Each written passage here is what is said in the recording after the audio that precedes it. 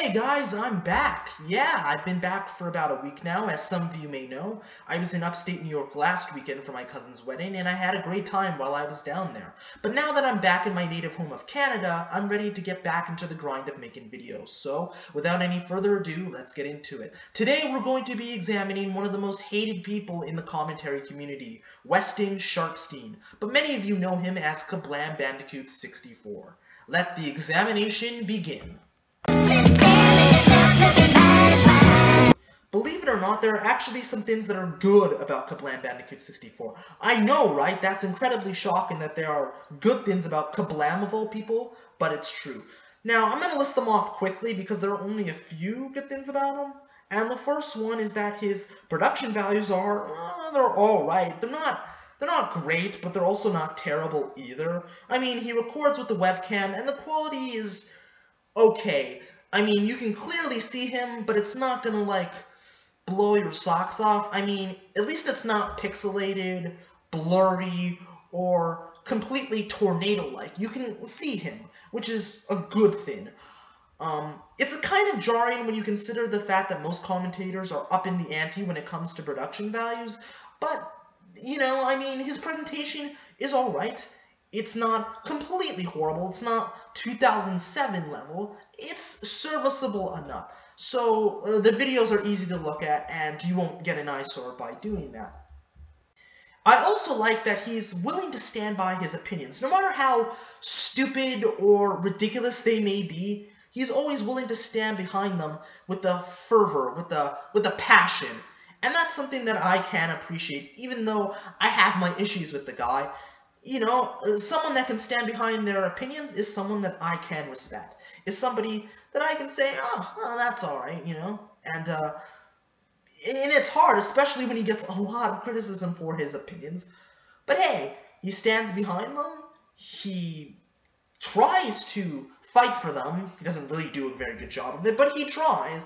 And I'll give him that. He does try, really try. Yeah, so there's that. He's eloquent and well-spoken, so you can clearly understand what he's trying to say. He's not mumbling. He doesn't speak at 1,000 miles per minute. You know, his words aren't jumbled. He doesn't have word vomit. You can clearly understand what he's trying to say, which makes the videos easy to get through, you know? So there's that. And really the last thing is that he's engaging. I know that seems kind of weird to say, but he is engaging. You can criticize Kablam for many things. You can accuse Kablam of many things. But the one thing that you can't criticize him for is being boring. He's definitely not bored. He definitely knows how to keep your attention. And the way he approaches his videos is, again, eloquent, well-spoken. You can clearly understand what he's trying to say, and he lets his opinions know in a very clear manner. So at least you're not wanting to kill yourself or drink bleach because it's so boring. That's about it. And I was really reaching to try and find some good things about Kablam. Now, here's the everything else.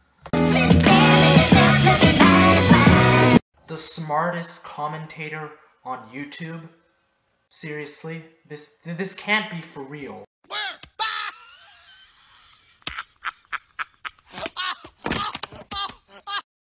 If I had a scoreboard, I would take 20 points off for that statement. Not only is it inherently wrong, but even if you were the smartest commentator on YouTube, you shouldn't feel the need to announce it.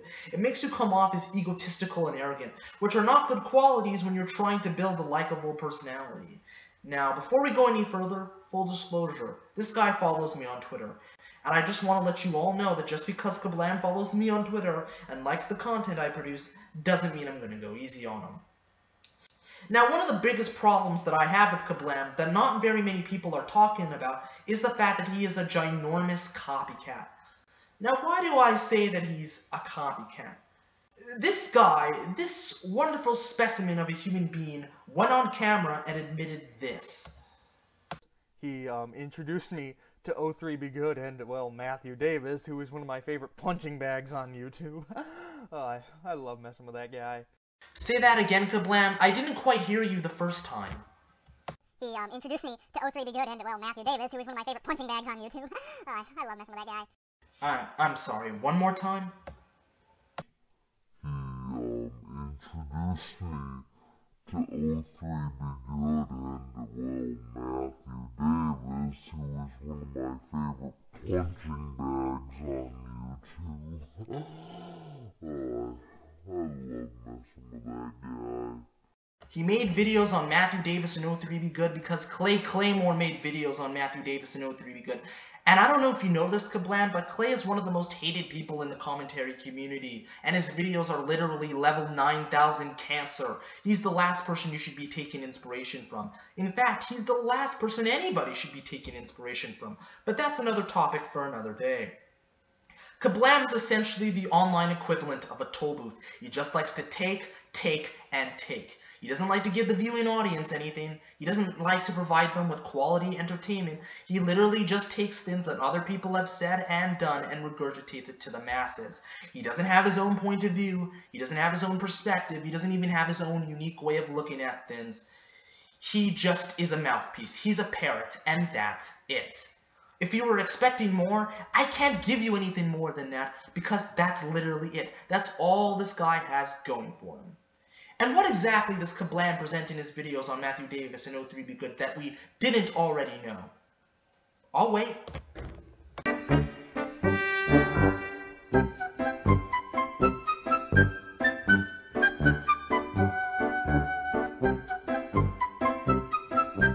Stewart in it. They're getting reviews and I don't care about it. And anything I like or want have high hopes for, like I said, is getting bad reviews. Why is luck against me anymore? I'm sick of it. I mean, I'm not going to... No, it's not that I'm in the majority or the minority or anything, but this is ridiculous. Oh, wowie kazowie, everybody. He likes movies that the critics don't like. He's said that so many times throughout this video, but we haven't even gotten to the icing on the cake. 1 hour later. Just as I suspected, they're both weird, cringy, and awkward, check. They're both autistic, check. And they both take certain things way too seriously, check. If you were looking for a video on Matthew Davis or O3 Be Good, I don't see why you'd go to Kablam as opposed to anybody else. He doesn't bring anything new to the table. He doesn't take a different approach to these overdone topics. He doesn't look at things from a different angle. He literally just points out what other people have already pointed out. Kablam isn't one of the worst commentators on YouTube. He's one of the laziest commentators on YouTube, period.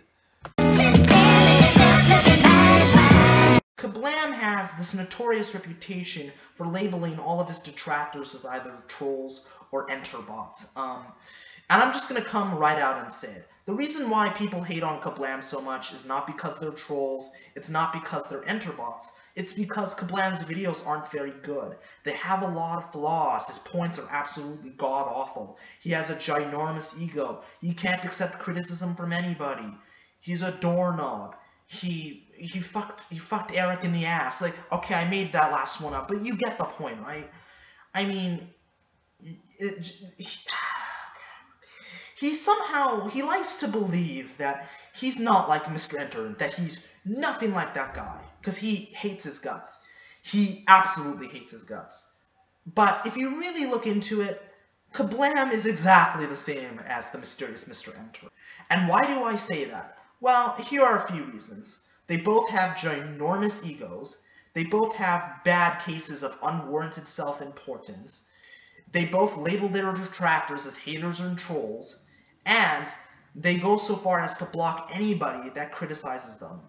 Like, if you were to merge them together into a giant Iron Man-sized robot of death, they would literally be the same person. Kablam is the exact same thing that he hates. He is Mr. Enter 2.0. Much like Clay Claymore is Mr. Enter 2.0. And listen, Weston, and I'm talking to you directly, I know it can be hard to hear criticism of your work, because as content creators, we're so deeply close to our work. We hold it in such high regard that when people criticize it, it sucks. It's hard to hear. You know, that's your baby, and sometimes you don't want to hear criticism. You want to completely shut it out, because that's your way of dealing with it. But the thing you don't seem to understand is that without criticism, we can never improve. We can never get better. It seems to me that you only want people to kiss your ass all the time. You don't want people pointing out your flaws. You don't want people saying, wow, this video could use some work. This is why I have a problem with it. You just want people to tell you how great you are, and that you're the smartest commentator on YouTube, and that you're the greatest person to ever live on planet Earth. And it doesn't work like that. It's easy to criticize others, but it's hard to accept the criticism yourself. That's why people are coming after you. Now, are some people hating on you just trolls and just enterbots? Sure, yeah, some people probably are just trolls and enterbots that are just hating on you just for the sake of hating on you. But let's be honest, you and I both know that the reason why people are coming after you and why you've become such a bandwagon is because of you, because your videos aren't very good, and because you are egotistical and arrogant, and you act like your shit doesn't stink, and you act as if, you know, you're the God's gift to commentaries, when in all actuality, you're very mediocre at best, you know? And when you use, oh, people are hating on me because they're trolls, because they're enterbots, you're using that as an excuse. You're using that as a scapegoat to prevent yourself from accepting any sort of responsibility. You know, you've never have accepted any sort of responsibility. You've never said, oh, I understand why people are, you know, coming out against me. I understand why people are making videos about me. You're just like, well, if you don't like my videos, you're just a troll. You're just an enterbot. You're just a stupid fucking hater. And that's what you are. You know, and if you want people to respect you, if you want to become a good commentator, a good ranter, you don't do that. You never label your detractors as trolls. You never write them off. Because all that you're really doing is putting a bigger target on your head. You're essentially just asking people to come after you, you know, at that point. And you're just going to make things 1,000 times harder for yourself, you know? Instead of viewing criticism as a tool that can help you, you view it as a nuisance. You view it as people personally insulting you. And it's not like the MacBoy Reduxes and Doodle Tones of the world are making videos about you just to be dicks, just because they want to see you crumble and just go insane. No, they're doing it because they want to see you improve, but you don't see that. And the fact that you don't see that, to me, is just, it's unfortunate. It's really unfortunate. And to be honest, you're not a good commentator. You have potential. You have a lot of potential to be great, but you very often let your ego get in the way. And, you know, when people point out that you are obsessed with Mr. Enter and you just hate on him for the sake of hating on him, they're not saying that just to be dicks or because they hate you. They're saying that because it's the truth. They're saying that because that's what you present in your videos. And you can't sit here and deny it. You know, I mean, at this point, you're essentially a lolcow, and that's not something you want to be, you know? It really isn't. The point I'm trying to make here is that criticism is great. Criticism is a tool. It's harsh. Nobody likes it. Nobody likes it. But it's absolutely necessary. It's one of those necessary evils in life that we all have to encounter, whether we like it or not. And while it's hard, if you learn to accept it, it will make your videos better, and you will find yourself in a much easier position. You won't have people hating on you. You won't have people criticizing you. But at this point, I don't know if you're ever going to realize that, because you're so stubborn, you're so set in your own ways that you can't see that what you're doing is flawed. And that's unfortunate. It sucks, it's unfortunate, and for someone like yourself that has a lot of potential to be great, you have essentially just squandered it. And honestly, at this point, I don't know if you're ever going to see the benefits of criticism.